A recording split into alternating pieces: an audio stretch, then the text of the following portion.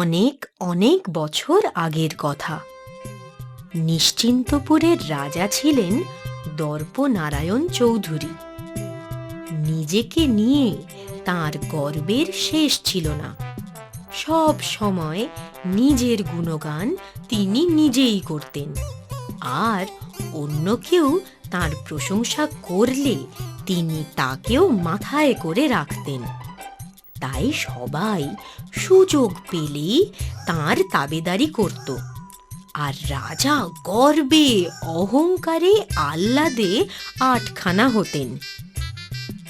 এমনই একদিন হলো কি। আগে মহারাজ। বলো তো মন্ত্রী, কি হলে এই পৃথিবীটা স্বর্গরাজ্য হতো?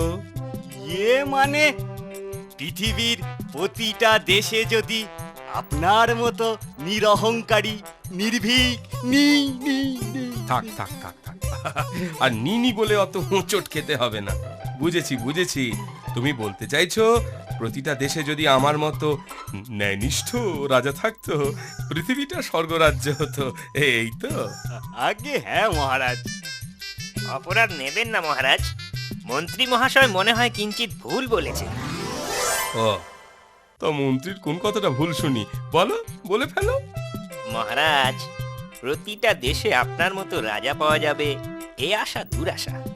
তার থেকে পৃথিবীর একমাত্র সম্রাট যদি আপনি হতেন, এ পৃথিবী স্বর্গরাজ্য হতো। বাবা, সাধু সাধু, এই না হলে আমার রাজপুরোহিত। এই কে আছো? এই রাজপুরোহিতকে 100 স্বর্ণমুদ্রা প্রদান করো। আজকের মতো রাজকার্য এইখানেই সমাপ্ত, কেমন? মহারাজ, আজ মনে হয় আপনাকে একটু বেশি উৎফুল্ল দেখাচ্ছে। আজ রাজপুরোহিত কি বললো জানো? সে বলল, আমি যদি এই পৃথিবীর একমাত্র সম্রাট হতাম, তাহলে এই পৃথিবীটা স্বর্গ হয়ে যেত। তাই বুঝি? হ্যাঁ গো রানী, আমি এতটুকু বাড়িয়ে বলছি না।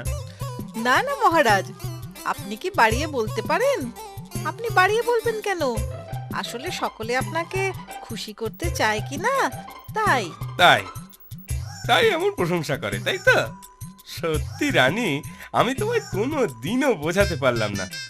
কিন্তু মহারাজ, শুধু রাজ্যপাট নিয়ে ভাবলে চলবে? রাজা রাজ্যপাট নিয়ে ভাববে না তো কি অন্য কিছু নিয়ে ভাববে রানী?